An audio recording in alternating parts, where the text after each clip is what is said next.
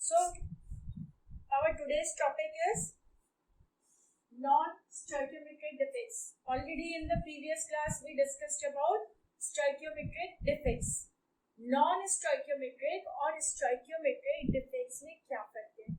Stoichiometric का मतलब आपको पता है जहाँ पर रेशियो मेंटेन होता है, रेशियो जहाँ पर मेंटेन होता है, मतलब कुछ इस तरह से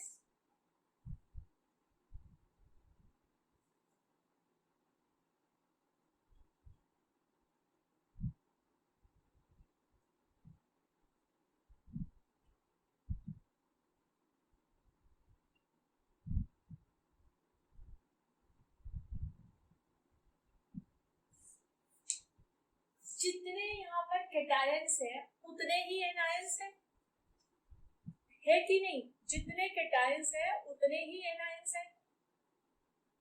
डिफेक्ट आने के बाद भी जितने कैटायंस होते हैं उतने ही एनायंस होते हैं।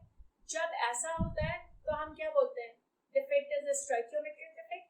Stoichiometric ratio of cation to anion पे कोई डिफरेंस नहीं आया, कोई फर्क नहीं पड़ा, वो तो होता है स्टोइकियोमेट्रिक डिफेक्ट। पर हम बात कर रहे हैं नॉन स्टोइकियोमेट्रिक डिफेक्ट की। नॉन स्टोइकियोमेट्रिक डिफेक्ट का मतलब है कि यहाँ पर सपोज इसने ये एनायन को लूज कर दिया, ये एनायन यहाँ से गायब हो गया, तो भाई कैटायन का नंबर 1 लेस हो गया कि नहीं?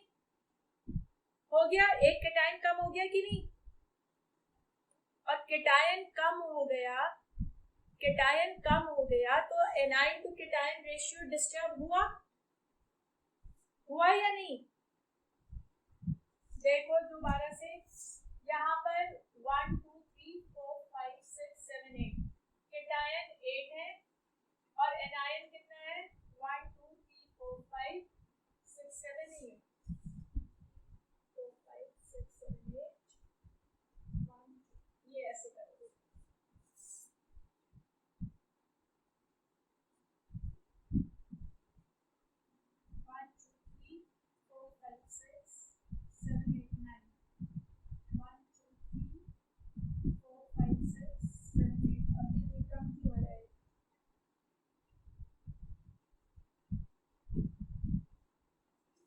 चलो एनीवे, ये है हमारा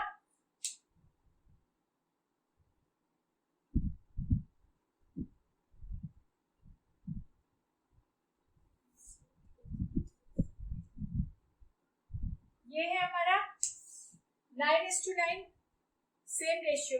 अब अगर यहाँ से एक एनायन गायब हो गया तो कैटायन टू एनायन रेशियो कितना हो गया? कैटायन 9 है और एनायन 1 कम हो गया।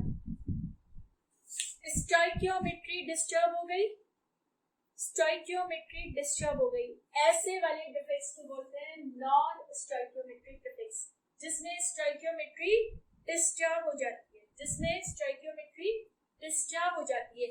पर यहाँ पर एक बात को याद रखना बहुत जरूरी है, और वो क्या बात है जिसको याद रखना बहुत जरूरी है? वो ये बात है कि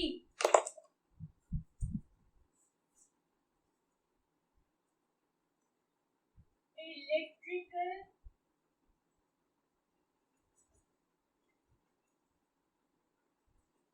न्यूट्रलिटी इज मेंटेन।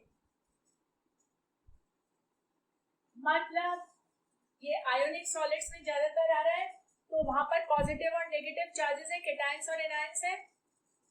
हमारा नॉन स्टोइकियोमेट्रिक डिफेक्ट होने के बावजूद भी चार्जेस में न्यूट्रलिटी रहती है। ऐसा नहीं है कि नेगेटिव चार्ज कम हो गया तो ये जो क्रिस्टल है इस पे पॉजिटिव चार्ज आ जाएगा, ऐसा नहीं है। ये हमेशा न्यूट्रल रहेंगे, ये हमेशा न्यूट्रल रहेंगे, इस बात का ख्याल रखना। और ये न्यूट्रल कैसे होते हैं यही तो हम अभी डिफेक्ट्स में पढ़ेंगे। I am repeating again, non stoichiometric defects कौन से होते हैं? वो डिफेक्ट्स होते हैं जिनमें कैटायन टू एनायन का जो रेशियो है वो कुछ चेंज हो जाता है, वो डिस्टर्ब हो जाता है। हमने पहले स्टोइकियोमेट्रिक में पढ़ा था कि कैटायन एनायन का रेशियो डिस्टर्ब नहीं हो रहा, सेम रहता है हमेशा, पर यहाँ पर ये रेशियो डिस्टर्ब हो रहा है, इसको बोलते हैं स्टोइकियोमेट्री डिस्टर्ब हो रही है। ऐसा किसमें होता है? Large number of inorganic solids में होता है। उनमें जो कॉन्स्टिट्यूएंट पार्टिकल्स होते हैं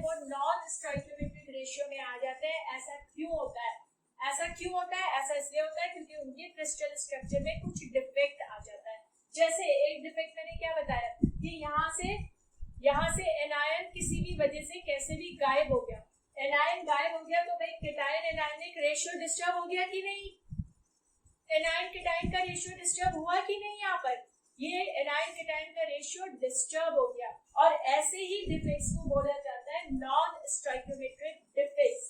और ये जो नॉन स्टोइकियोमेट्रिक डिफेक्ट्स होते हैं, इनमें जो याद रखने की बहुत ही इंपॉर्टेंट चीज है वो ये है। कैसे? अभी आप सोचोगे यहाँ पर एक एनायन कम हो गया, मतलब नेगेटिव चार्ज कम हो गया, तो एक पॉजिटिव ज्यादा है नेगेटिव से, तो भाई इस क्रिस्टल के ऊपर तो पॉजिटिव चार्ज आ जाएगा।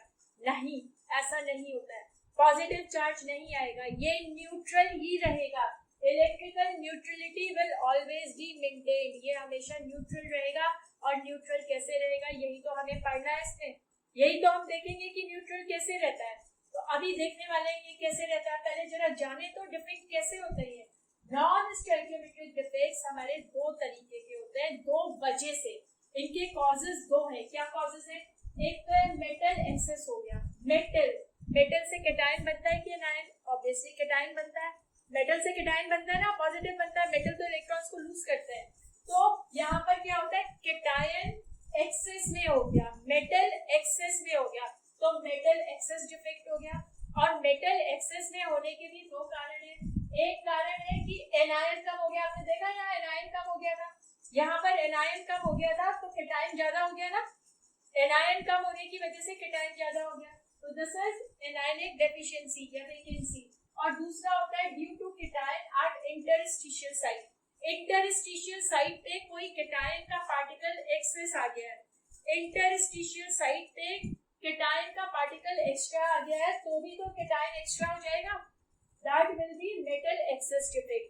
और जो दूसरा डिफेक्ट होता है वो इसका उल्टा है, मेटल डेफिशिएंसी डिफेक्ट। इसमें क्या हुआ, इसमें किसी भी वजह से हमारा केटायन जो है कम हो गया है, किसी भी कारण से केटायन कम हो गया, तो केटायन कम होने से ये कम हो गया, ये ज्यादा हो जाएगा ना, होगा कि नहीं, इसी को हम बोलते हैं मेटल डेफिशिएंसी डिफेक्ट। और अगर केटायन कम हो रहा है तो इसका मतलब ये नहीं कि एनायन ज्यादा होने की वजह से इस पे नेगेटिव चार्ज आ गया, चार्ज कभी भी नहीं आएगा, हमेशा ये इलेक्ट्रिकली न्यूट्रल रहेंगे, हमेशा ये इलेक्ट्रिकली न्यूट्रल रहेंगे। इससे हमें साफ समझ में आ रहा है कि चार्जेस कहीं ना कहीं बैलेंस कर रहे हैं अपने आप को, कुछ ना कुछ चीजें और हो रही हैं, और वो क्या चीजें हो रही हैं ये अभी हम आगे अपने वीडियो में, अपने चैप्टर में पढ़ते हैं, ठीक है, अभी आगे देखते हैं क्या हो रहा है। Now coming back to metal excess defect under non-stoichiometric defects, हमने देखा मेटल एक्सेस डिफेक्ट हमारा दो वजह से होता है। पहला कारण है उसमें एनायनिक वैकेंसी। अब ये एनायनिक वैकेंसी क्रिएट कैसे होती है, चलो देखते हैं एनायनिक वैकेंसी कैसे क्रिएट हुई।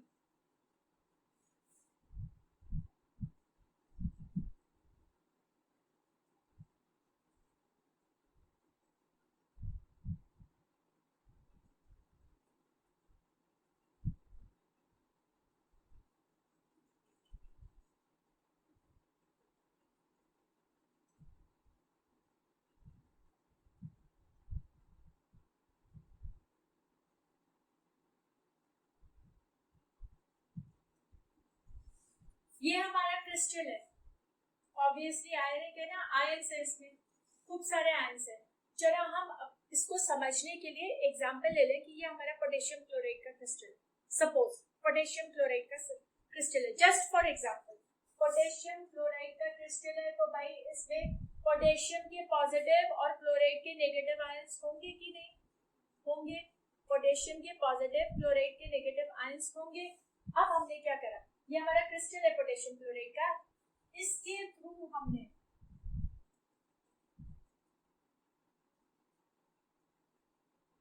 पोटेशियम का वेपर पास करा।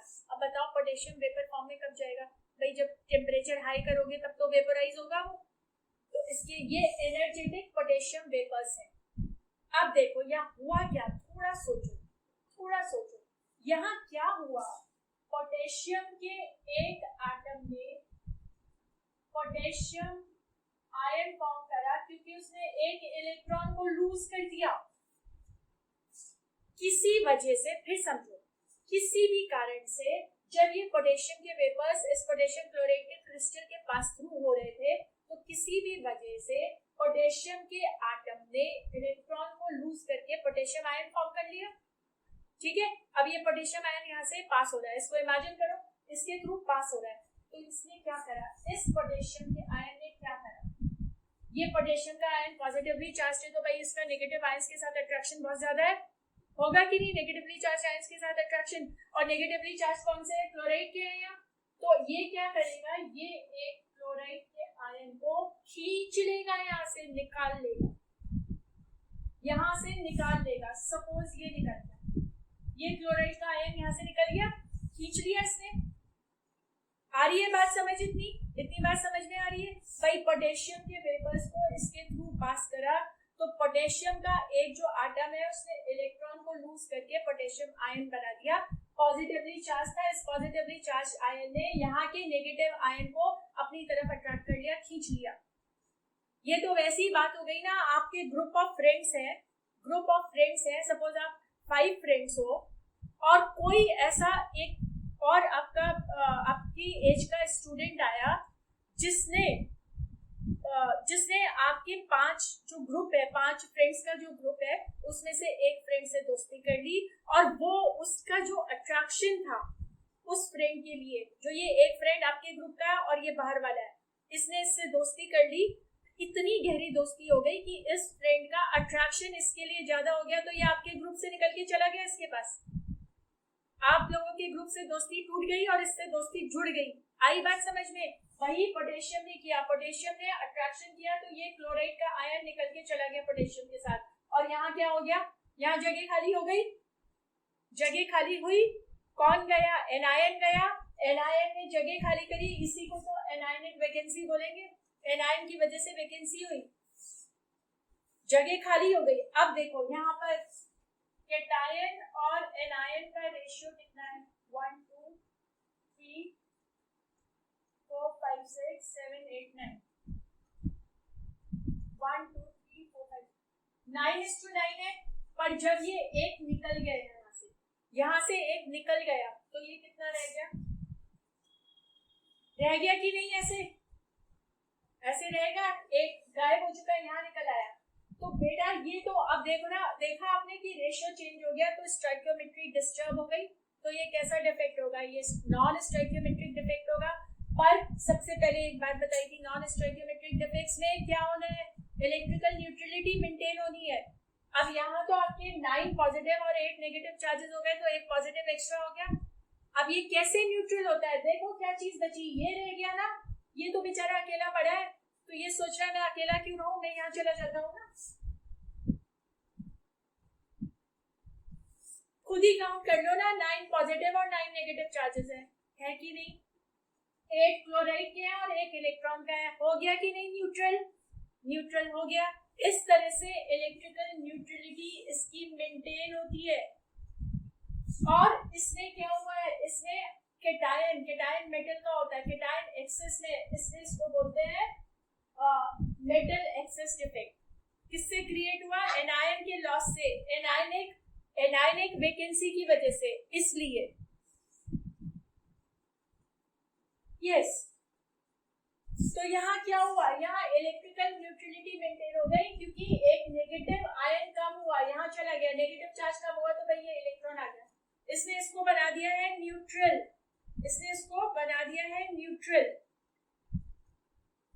अब बड़ी इंटरेस्टिंग चीजें आ रही है भाई, हम पढ़ चुके हैं पहले भी, और आप फिजिक्स में भी पढ़ रहे होंगे, करंट इलेक्ट्रिसिटी चैप्टर्स होंगे आपके, तो आपको पता है करंट क्या होता है। करंट तो मूवमेंट ऑफ इलेक्ट्रॉन्स होता है ना, चार्जेस का मूवमेंट होता है, मतलब जहां पर भी चार्जेस क्रिएट हो जाएंगे वहां पर इलेक्ट्रिसिटी जनरेट हो जाएगी, इलेक्ट्रिकल प्रॉपर्टी जनरेट हो जाएगी, जिसको हम बोलते हैं कंडक्टिविटी।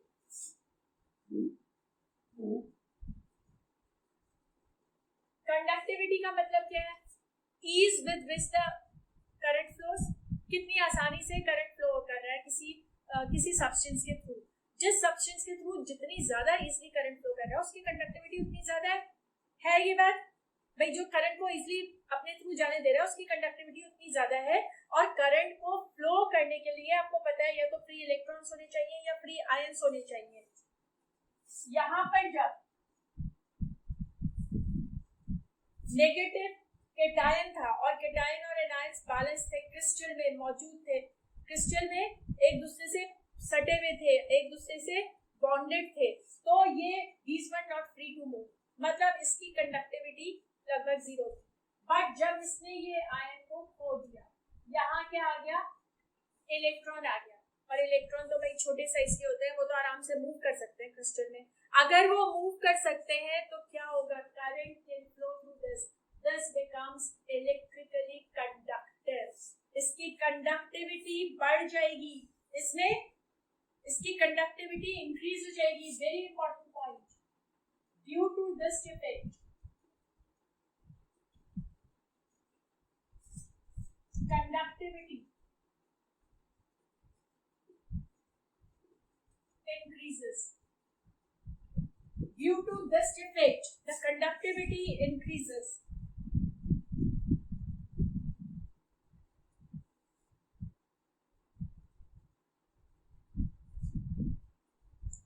दूसरी बात क्या आई, आप लोगों ने क्लास 11th में केमिकल बॉन्डिंग चैप्टर में पढ़ा था कि मैग्नेटिक प्रॉपर्टीज जनरेट होती हैं ड्यू टू अनपेड इलेक्ट्रॉन।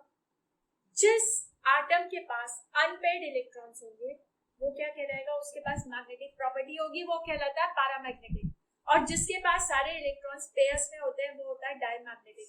अब आपने देखा इस क्रिस्टल के अंदर एक अनपेड इलेक्ट्रॉन, एक एक्स्ट्रा इलेक्ट्रॉन आ चुका है, सिंगल ही है ना तो अनपेड ही होगा, सिंगल इलेक्ट्रॉन है अकेला, इसका मतलब यहाँ पर क्या डेवलप हो गया है,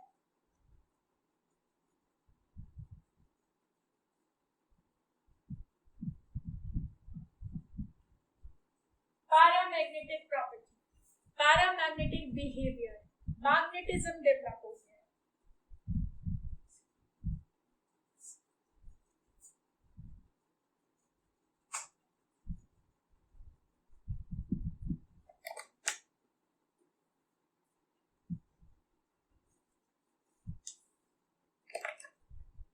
अब जरा वापस यहाँ आते हैं, यहाँ पर क्या हुआ था क्रिस्टल में, क्रिस्टल में यहाँ से एनाइन का लॉस हो गया था ना, यहाँ बाहर निकल गया था एनाइन, ये जो एक होल वैकेंसी क्रिएट हो गई थी जहाँ पर इलेक्ट्रॉन जाकर बैठ गया है, उसको क्या बोलते हैं, उसको बोलते हैं F center. This vacancy, this hole is called F center. This is called F center. And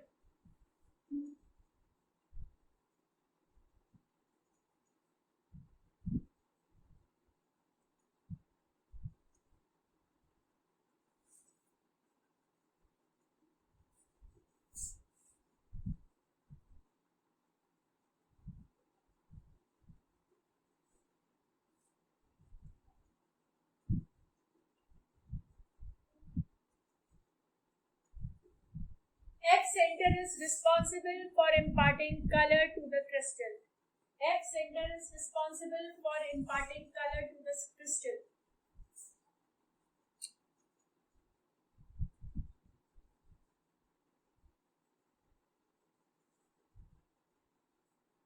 For imparting color to the crystal.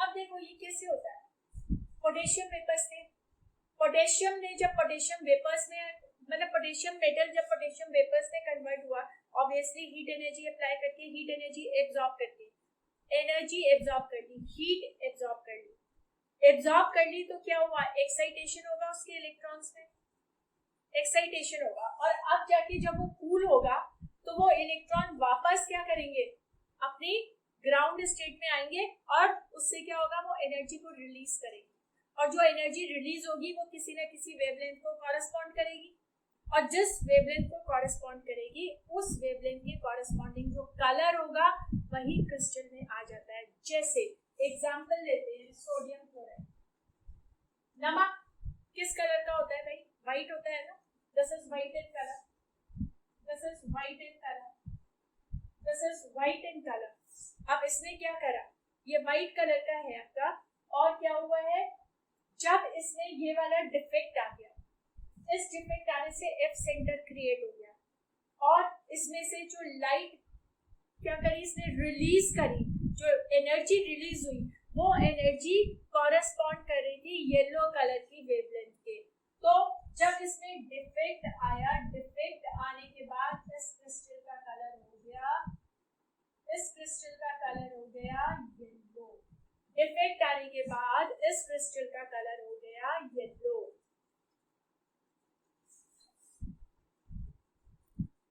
इसमें ये वाली चीज काफी इंपॉर्टेंट होती है।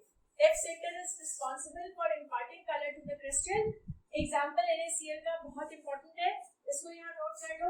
NaCl वैसे तो ये व्हाइट कलर का होता है, पर इससे येलो हो जाता है।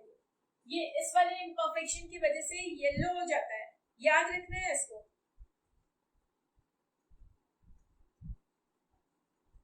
और लिथियम क्लोराइड इस परफेक्शन की वजह से, कौन से परफेक्शन की वजह से? एनायनिक वैकेंसी की वजह से ये पिंक हो जाता है। ये सारे कलरलेस या व्हाइट होते हैं, ये पिंक हो जाता है। और पोटेशियम क्लोराइड इस इम्परफेक्शन की वजह से वॉयलेट होता है।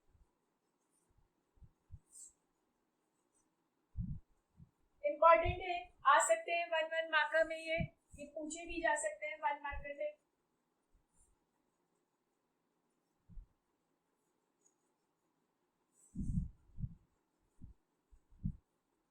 तो नेक्स्ट है हमारा interstitial cation. Metal excess defect में इंटरस्टिशियल केटायन की वजह से जो डिफेक्ट होता है, और इसको स्टडी करने के लिए हम एग्जांपल लेने वाले हैं ZnO का, इसकी हेल्प लेंगे। अब ZnO में आपको मालूम है Zn2+ एंड O2 नेगेटिव, ये वाले आयंस होंगे। तो ये आयंस क्रिस्टल के अंदर इस तरह से अरेंज होंगे कि नहीं होंगे? इस पर फोकस करो, इस तरह से अरेंज होंगे। चला देखते हैं यहाँ Zn2 positive to O2 negative का रेशियो क्या है। 6:6 है, ध्यान दो, 6:6 है ना। अब किसी वजह से इमेजिन करो, किसी वजह से जिंक का एक एटम, जब इसका क्रिस्टल फॉर्म हुआ था, किससे फॉर्म हुआ था? इन आयन से फॉर्म हुआ था। उस वक्त जिंक का एक एटम इस क्रिस्टल के अंदर आ गया। कैसे आया? ये जिंक का एक एटम, उसके रीजन में नहीं जाना हमें, कैसे आया, आ गया। और किस तरह आया? ये जिंक का एक एटम क्या करता है? 2 इलेक्ट्रॉन्स को लूज कर देता है और जिंक आयन फॉर्म करता है। और किसी वजह से ये जो जिंक आयन है ना, ये यहाँ इंटरस्टिशियल साइट्स पर, ये यहाँ इंटरस्टिशियल साइट पर आ गया, इंटरस्टिशियल साइट पर आ गया।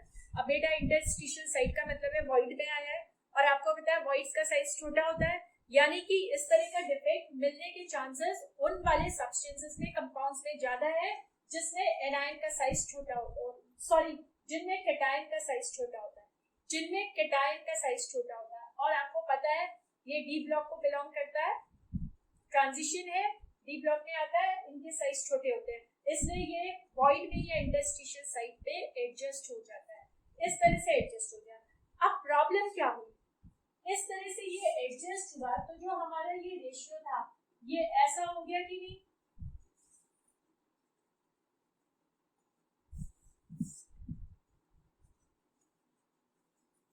हाँ बेटा फोकस करो, आप लोग फोकस करो यहाँ पर कि जब ये जिंक का आयन, एक जिंक कैटायन आयन यहाँ पर आ गया तो इसका स्टोइकियोमेट्रिक रेशियो डिस्टर्ब हो गया कि नहीं हुआ? Disturb.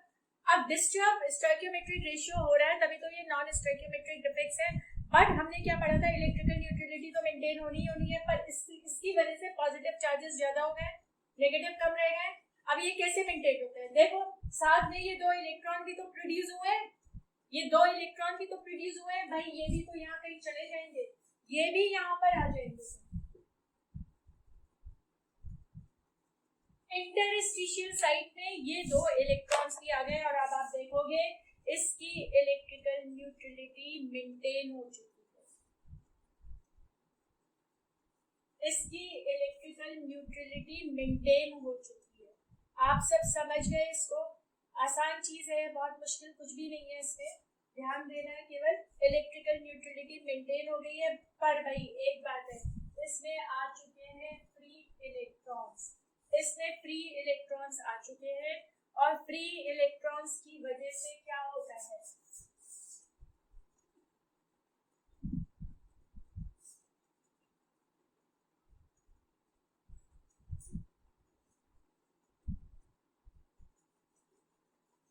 electrical conductivity increases.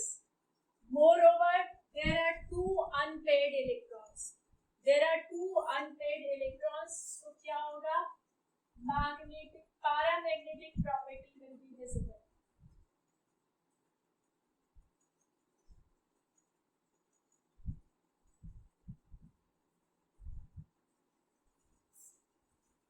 Paramagnetic property will be visible. Paramagnetic property will be visible. Electrical conductivity will increase. और पता है आपको ये दोनों चीजें किस वजह से होती है, इलेक्ट्रॉन की प्रेजेंस की वजह से होती है। भाई यहाँ तो दो इलेक्ट्रॉन है, दो इलेक्ट्रॉन है, इसकी जितनी कंडक्टिविटी पहले थी इसमें तो 2 का गेन हो गया, तो बढ़ेगी ना। 4 set of beautiful clothes are lying in the cupboard, उसमें 2 और मम्मी डैडी ने रखकर दे दिए, तो भाई क्या होगा, खुशी तो बढ़ेगी ना, हैप्पीनेस तो इंक्रीज होगी ना। तो वही यहाँ पर हो गया भाई, इसकी इलेक्ट्रिकल कंडक्टिविटी बढ़ गई और पैरामैग्नेटिक प्रॉपर्टी भी बढ़ गई, पैरामैग्नेटिक नेचर भी बढ़ गया। And with this we finish with metal excess defect. Metal excess defect हमारा खत्म है। अब हम आगे बढ़ते हैं। अब हमारा नेक्स्ट आ गया metal deficiency defect. Next is metal deficiency defect. अब मेटल डेफिशिएंसी डिफेक्ट कहाँ मिलता है, सबसे पहले तो ये याद रखने की बात है कि ये उन वाले सॉलिड्स के अंदर मिलता है जहां पर जो मेटल्स होते हैं ना, उनकी क्या होती है, उनके पास वैलेंसी मोर देन 1 होती है, मतलब उनकी वेरिएबल वैलेंसी होती है। एग्जांपल आपको पता है, कॉपर है, आयरन है, आयरन की 2 और 3 दो वैलेंसी होती है, तो वेरिएबल वैलेंसी होती है जिनकी मेटल्स की, उनके कंपाउंड्स में ये डिफेक्ट यूजुअली देखने को मिलता है। और दूसरा होता क्या है कि डिफेक्ट होना तो चलो अलग चीज है, डिफेक्ट में क्या हो रहा है, डिफेक्ट में क्या हो रहा है कि मेटल का की क्वांटिटी, उसका जो स्टोइकियोमेट्रिक प्रपोर्शन है उससे कम हो जाती है। अब इसका क्या मतलब है, चलो जरा देखते हैं एग्जांपल लेकर इसको समझने की कोशिश करते हैं। और एग्जांपल लेंगे FeO। FeO क्या है भाई, आयरन की वैलेंसी 2 है ना, फेरस का ऑक्साइड है ये, yes, Fe2 positive O2 negative, ये 2 पॉजिटिव है, ये 2 नेगेटिव है, मतलब Fe की वैलेंसी भाई यहाँ पर तो 2 होने वाली है, Fe की वैलेंसी 2 है। चलो क्रिस्टल बनाते हैं, पैटर्न्स बनाते हैं इसकी।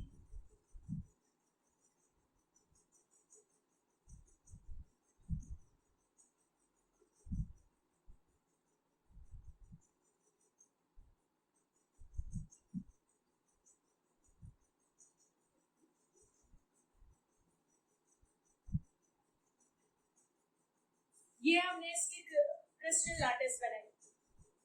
अब देखो, अब किसी वजह से, किसी भी कारण से इसमें से क्या हुआ, इसमें से सिर्फ 3 Fe2 पॉजिटिव के आयंस हट गए, रिमूव हो गए, ये हट गया, इनको रिमूव कर दिया किसी भी तरीके से, कैसे भी ये रिमूव हो गए, हट गए। तो क्या बचा हमारे पास, देखो जब ये नहीं हटे थे तो Fe2 पॉजिटिव और O2 नेगेटिव का जो रेशियो था वो कितना था, 6:6 था। इसका जो स्टोइकियोमेट्रिक रेशियो है वो 6:6, मतलब बराबर का है ना, जितना O है उतना ही Fe है, बराबर का है। अब इसने क्या हुआ, जब इसने इन 3 को लूज कर दिया तो ये क्या बन गया, देखो ये क्या बना,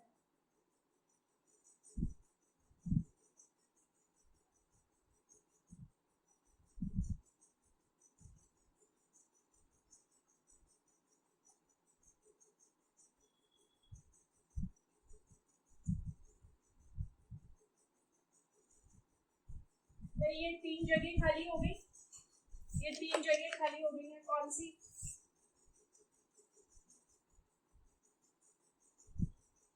ये 3 जगह खाली हो गई, इस पर फोकस करो, ये 3 जगह खाली हो गई। और हुआ क्या, ये जो 3 Fe2 पॉजिटिव यहाँ से हटे हैं, इन्होंने अपना एक इलेक्ट्रॉन लूज कर दिया और क्या बन गया, ये Fe3 पॉजिटिव बन गए, Fe3 पॉजिटिव बन गए। और देखो अब यहाँ क्या हुआ, यहाँ Fe3 पॉजिटिव आ गया, यहाँ पर भी Fe3 पॉजिटिव आ गया,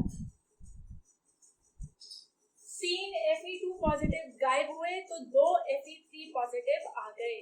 तो क्या हुआ बेटा, ये तो एक वैकेंसी रह गई ना, यहाँ पर वैकेंसी रह गई ना, तो मेटल तो कम हो गया ना, मेटल केटायन तो कम हुआ है, इसलिए ये मेटल एफिशिएंसी डिफेक्ट के अंदर आता है, बट इलेक्ट्रिकल न्यूट्रलिटी तो मेंटेन होनी ही है। अब आप देख लो, जब हमारे 3 Fe2 पॉजिटिव का लॉस हुआ तो कितने इलेक्ट्रॉन्स का लॉस हुआ, 6 इलेक्ट्रॉन्स का फर्क आया, 6 पॉजिटिव चार्जेस का फर्क आया, 6 पॉजिटिव चार्जेस का फर्क आया। और यहाँ गेन कितना हुआ, गेन हुआ 2 Fe3 पॉजिटिव का।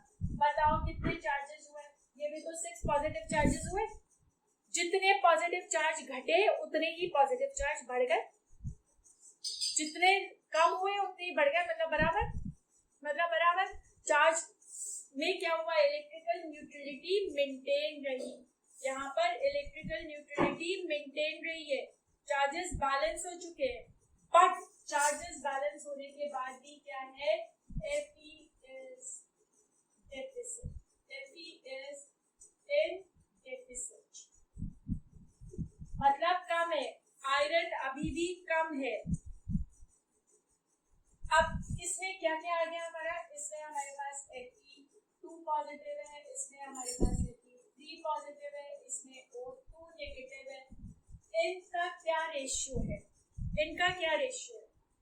देखो कितने Fe2 पॉजिटिव है, 2 है, कितने Fe3 पॉजिटिव है, Fe2 पॉजिटिव 3 है, Fe3 पॉजिटिव 2 है, ध्यान दो। और O कितने हैं, 6 है, मतलब जो मेटल है ना, मेटल 5 है, पहले मेटल 6 और ये 6 था, अब मेटल 5 और ये 6 है। तो बताओ स्टोइकियोमेट्री डिस्टर्ब हुई या नहीं हुई है, स्टोइकियोमेट्री डिस्टर्ब हुई है, इसीलिए तो ये नॉन स्टोइकियोमेट्रिक डिफेक्ट है।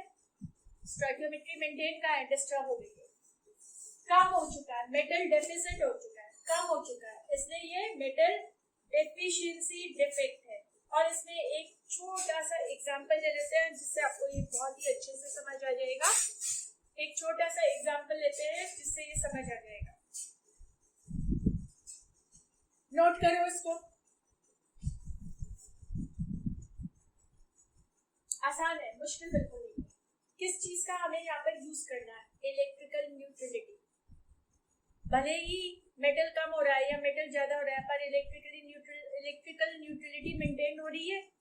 देखते हैं कैसे। अब आप इस पर ध्यान दोगे, अगर ये 0.98 है तो ये 1 है, ये 0.98 है तो ये 1 है, मतलब ऑक्सीजन 1 है तो निकल उसके प्रोपोर्शन में 0.98 ही प्रेजेंट है। हम जरा 100 से मल्टीप्लाई कर लेते हैं तो क्या बन जाएगा, ये Ni 98 हो जाएगा, तो O 100 हो जाएगा। होगा कि नहीं, ऐसा हो जाएगा, ऐसा हो जाएगा ना। आप देख रहे हो ना, मेटल डेफिशिएंसी डिफेक्ट है, मेटल थोड़ा कम है, और ये जो मेटल है, हमने अभी आयरन के केस में पढ़ा था ना, कहीं Fe2 पॉजिटिव था, कहीं Fe3 पॉजिटिव था। इसका मतलब इसके क्रिस्टल में कहीं Ni2 पॉजिटिव होगा, कहीं Ni3 पॉजिटिव होगा, है Ni निकल ही है, पर कहीं 2 पॉजिटिव है, कहीं 3 पॉजिटिव है, मतलब निकल दो तरह का होगा, Ni2 positive, Ni3 positive. Let the number of particles, ions, cations of Ni2 positive be X. Total कितने हैं, Ni के 98 है, 2 पॉजिटिव X है, तो 3 पॉजिटिव कितने हो जाएंगे, होंगे 98 माइनस X हो जाएंगे, 98 माइनस X हो जाएंगे। अब आपको पता है ऑक्साइड पे चार्ज होता है 2 नेगेटिव होता है ऑक्साइड पे चार्ज, तो टोटल नेगेटिव चार्ज कितना है भाई, 100 पार्टिकल्स हैं और एक पे 2 नेगेटिव है, तो 200 है। टोटल नेगेटिव चार्ज 200 है, तो टोटल पॉजिटिव चार्ज भी 200 होगा ना, तभी तो इलेक्ट्रिकल न्यूट्रलिटी होगी। जब नेगेटिव और पॉजिटिव बराबर है। अब देखते हैं यहाँ से हमारा टोटल पॉजिटिव चार्ज कितना आ रहा है। देखो एक पार्टिकल पे 2 पॉजिटिव चार्ज है और x पार्टिकल्स है, तो 2x पॉजिटिव चार्ज हो गया। एक पार्टिकल पे 3 पॉजिटिव चार्ज है और कितने पार्टिकल्स है, तो कितना हो गया 3 टाइम्स 98 माइनस x, और टोटल पॉजिटिव चार्ज कितना हो गया, होगा कि नहीं? टोटल पॉजिटिव चार्ज ये हो गया, और ये किसके बराबर है भाई, टोटल पॉजिटिव चार्ज 200 के बराबर है। चलो x निकाल लेते हैं।